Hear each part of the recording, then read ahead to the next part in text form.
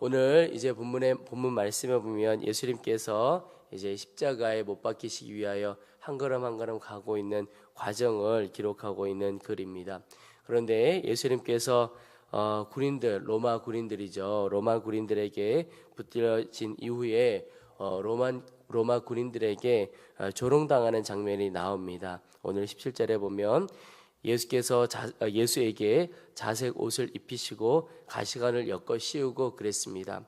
여기 이 자색 옷이라고 하는 것은 이 당시에 아주 존귀한 사람들이 입는 그런 옷의 색깔을 말합니다. 보통은 왕이나 귀족들이 입는 것을 뜻합니다. 군인들이 예수님에게 자색 옷을 입혔다라고 하는 것은 어제 본문에 보면 나오는 것처럼 유대인의 왕이라고 하는 것 때문에 너가 정말 유대인의 왕이냐 하는 뜻으로 자색 옷을 입혔던 것입니다. 또 가시관을 엮어 씌웠다라고 하는 것은 만들어진 건 가시관이지만 왕이라는 뜻의 그 왕관을 씌운 것처럼 자색 옷을 입히고 가시관을 씌웠던 것을 볼 수가 있습니다. 그것뿐만 아니라 그 이후에 18절에 보시면 경례하여 이르되 유대인의 왕이여 평안할지어다 하고 갈대로 그의 머리를 치며 침을 뱉으며 꿇어 절하더라.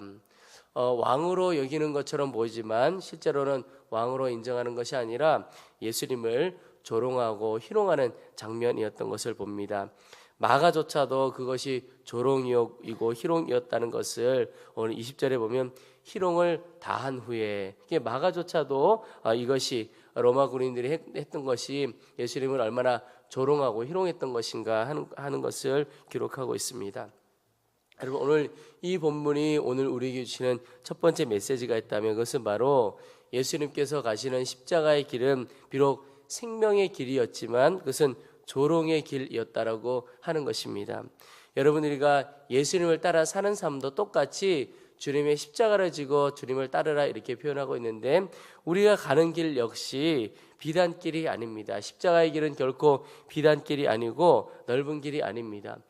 세상의 사람들이 찾는 길, 가고자 하는 길은 넓은 길이고 평탄한 길이고 좋아 보이는 그런 길들이지요.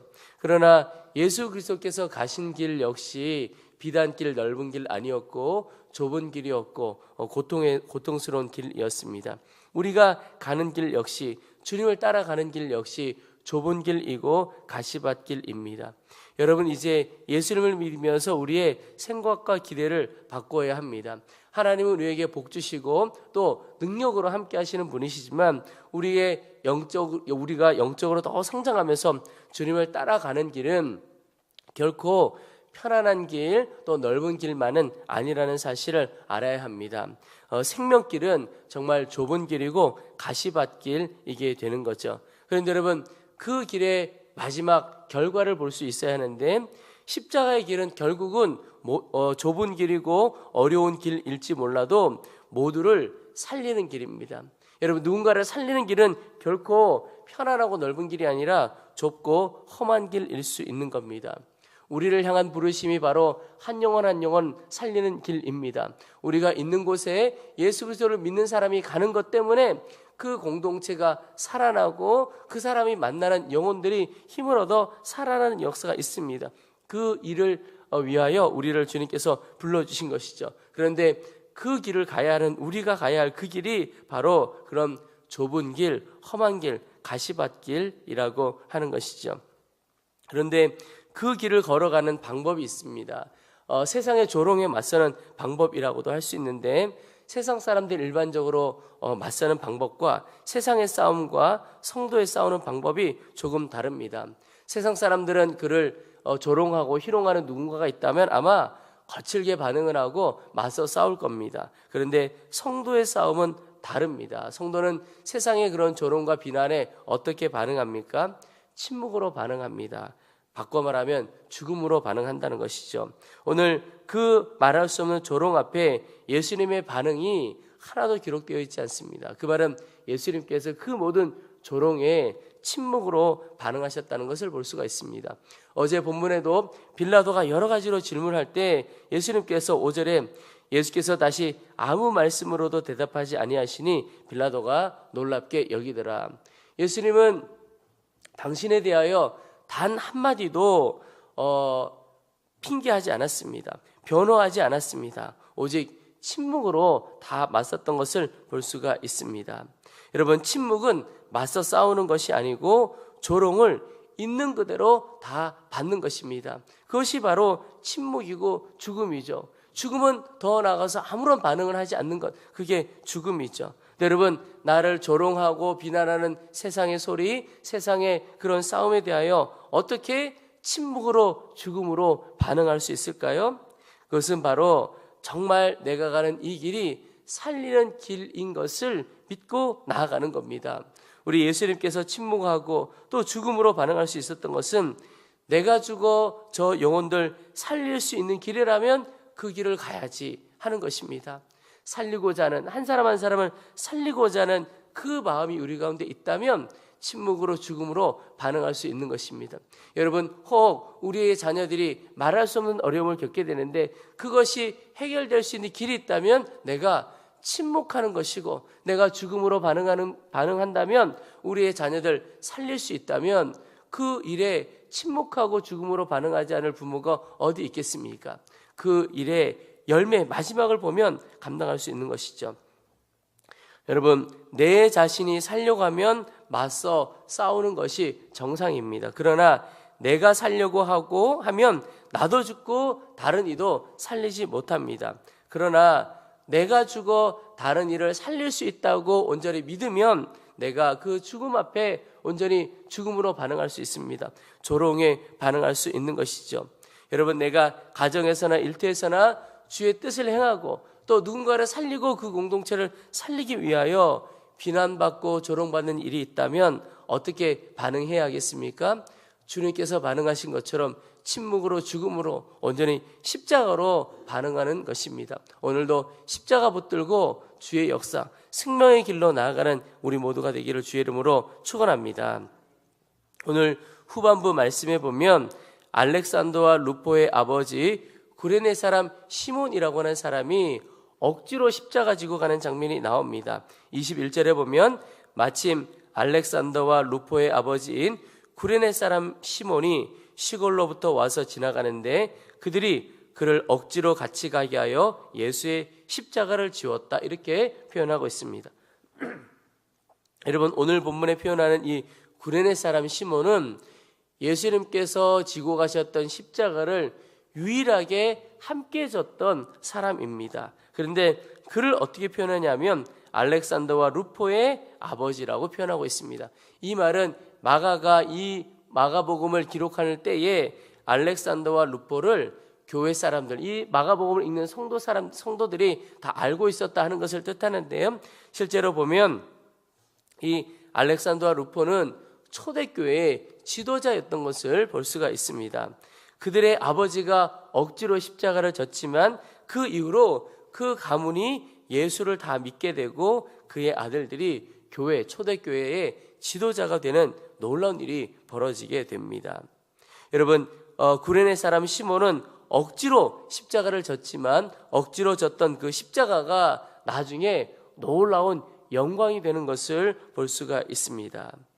여러분, 지금 이 시대에 살아가는 우리들 가운데 세상이 우리에게 외치는 큰 외침 하나가 무엇이냐면 하고 싶은 대로 하며 살아라 라고 하는 겁니다. 너 하고 싶은 대로 해라, 이렇게 이야기하고 있는데 여러분, 절대 이 이야기에 은혜 받으시면 안 됩니다. 절대 진리가 아닙니다. 여러분, 돌이켜보면 역사를 보면 하고 싶은 대로 했던 시대, 내가 원하는 대로 살았던 그 시대, 대표적인 시대가 보면 성경에서 보면 사사시대입니다. 그런데 그 사사시대는 어떻게 보면 영적인 암흑기였다고 볼 수가 있습니다. 자기 소견에 오른 대로 자기 하고 싶은 대로 살았는데 성경은 그 시대를 하나님의 은혜가 넘치고 하나님의 역사하셨던 아주 부흥기라고 말하지 않고 오히려 영적인 암흑기로 표현하고 있습니다. 여러분, 하고 싶은 대로 살아가는 것이 얼마나 위험한 일인가. 우리의 가정도 생각해 보십시오. 아빠나 엄마가 자녀들이 자기 하고 싶은 대로 살아가게 된다면 그 가정이 온전하겠습니까? 아빠가 가족들 가정 생각하지 않고 내 원하는 대로만 다 살아가요. 엄마가 자녀나 남편 생각하지 않고 본인 원하는 대로, 자녀도 마찬가지죠. 자녀가 내 원하는 대로만 다 살아간다면 그 가정이 온전하겠습니까? 절대 온전할 수가 없는 겁니다. 여러분, 성경의 사사시대뿐만 아니라 우리나라 역사에도 보면 암흑기라고 어려웠던 시대라고 살펴보면 다 내 하고 싶은 대로 살고 살았던 사람들이 어떤 힘을 가지게 되었거나 그럴 때 너무나 어려움을 겪게 되는 것을 보게 됩니다. 여러분, 우리는 예수 그리스도를 믿는 우리는 어떻게 살아야 하느냐? 하고 싶은 것을 하며 살아가는 사람이 아니라 해야 하는 것, 더 나아가서 주님께서 우리에게 하게 하신 것을 하며 사는 인생이 되어야 하는 겁니다. 거기에 하나님의 영광이 일어나게 됩니다. 제가 예수님을 믿게 되면서 신앙생활을 하게 되면서 그런 마음의 소원을 가질 때가 있었습니다. 내가 하고 싶은 것, 그리고 잘하는 것, 그리고 또 해야 하는 것, 그리고 주님이 시키신 것, 이것이 하나로 일치되면 얼마나 좋을까, 이런 생각을 하게 됩니다. 여러분, 목회자이지만 목회자도 어떤 하고 싶은 사역이 있습니다. 그런데 해야만 하는 사역이 있죠. 이게 일치하지 않을 때가 꽤 있습니다. 근데 목회하면서 이 네 가지가 같으면 얼마나 좋을까, 그런 생각을 했습니다. 그런데 목회를 하면서 보니까 그런 거예요. 주님께서는 내가 하고 싶은 것, 잘하는 것, 이런 거를 주님께서 시키실 때가 별로 많지 않은 겁니다. 별로 내가 하고 싶지 않은 것, 잘하지 않는 것, 이런 것 시키실 때가 훨씬 더 많습니다. 여러분, 그럴 때 하고 싶은 것을 해야 합니까? 아니면 주님께서 시키신 것, 하게 하신 것을 해야 합니까? 목회자라면, 또 목회자 넘어서 우리 성도들이라면 주님께서 하게 하신 것을 해야 진짜 성도요, 주의 종이라고 말할 수 있지요. 여러분, 이 결론이 빨리 나야 합니다.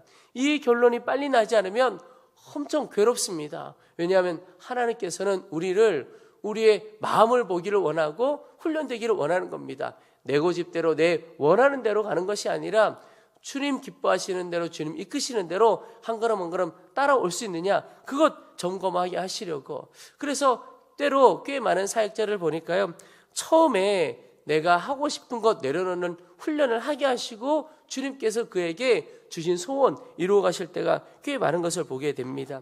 여러분, 주님께서 내게 하게 하시는 것, 그 당시에는 싫고 어려워 보여도 결국 그것이 영광이 되어집니다. 그래서 우리가 어떻게 기도했냐면, 내가 하나님께서 하게 하신 것을 해야 되는 그때 주님께서 시키신 이 일을 기쁘게 할 수 있도록 도와주십시오. 그 기도가 우리 가운데 있어야 합니다. 해야 하는 일인데 기쁨으로 감당한다면 얼마나 놀라운 역사가 일어나겠습니까? 내가 하고 싶은 일을 할 때는 마음에 막 설렘과 기쁨이 있습니다. 근데 해야만 하는 일이라고 하면 부담이 되죠. 그런데 바꾸어서 해야 하는 그 일이 기쁨이 되어진다면 달라지겠죠. 한국에 큰 영적인 영향력을 주셨던 우리 예수원의 대천덕 신부님, 우리 귀한 은혜를 우리 한국교회에 크게 주셨던 신부님이신데요. 그런데 이 대천덕 신부님께서 사실 미국에서 일반 목회를 하실 때가 있었습니다. 근데 그때 가르치는 사역을 본인이 굉장히 하고 싶었습니다. 말하자면 신학교에서 학생들을 가르치는 이런 일을 하고 싶으셨어요. 그런데 하나님께서 열어주신 길은 저희 교회처럼 이런 일반 목회를 해야만 하는, 그러다 보니까 목회를 하는 일이 재미가 별로 없으셨습니다. 성결교회를 섬겨가는데 참 재미가 없는 겁니다. 그렇게 한참을 지나다가 이 대천덕 신부님이 하나님 앞에 기도하기를, 하나님, 내가 이것 해야만 한다면 할 테니까, 그런데 재미있게 해줄 수 하도록 도와주십시오. 그렇게 기도를 했습니다. 근데 그때 하나님께서 대천덕 신부님 느끼시기에 웃으시더라는 거예요. 그러면서 말씀하시기를, 너 왜 이제야 그렇게 기도하느냐, 그런 마음을 주시더라는 겁니다. 그리고 이후로 목회를 해 나가는데 정말 목회가 참 재미있다라는 겁니다. 성도들을 만나고 신방을 하고 말씀을 전하고 예배 드리는 일이 참 재미있더래요. 그러면서 교회가 정말 조금씩 부흥해 가더라는 겁니다. 참 기뻤다는 거예요. 그렇게 지내다가 우리나라의 한국의 전쟁 이후에 신학교가 세워지고 그 신학교에서 가르치는 사역이 열리게 된 겁니다. 성공의 목회자로 우리나라에 와서 성공의 신학교에서, 지금은 성공의 신학교라는 대학교라고는 이름인데요, 그곳에 와서 가르치는 사역을 할 수 있게 된 것입니다. 여러분, 오늘 우리도 똑같다고 싶습니다. 내가 삶을 살아가면서 해야만 하는 일, 하나님께서 하게 하신 일이 있죠. 주님, 기쁨으로 감당할 수 있도록 도와주십시오. 그렇게 기도하는 것이 필요합니다.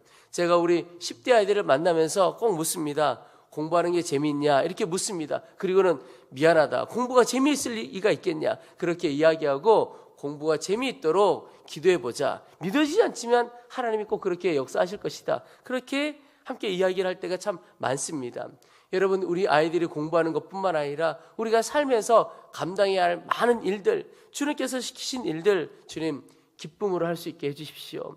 먼저는 주님 원하시는 것이 무엇인지를 잘 깨달아야겠죠. 하나님께서 억지로라도 시키게 하는 일이 있을 수가 있겠죠. 그런데 기쁨으로 감당할 수 있도록 기도해보고 섬겨보시기 바랍니다.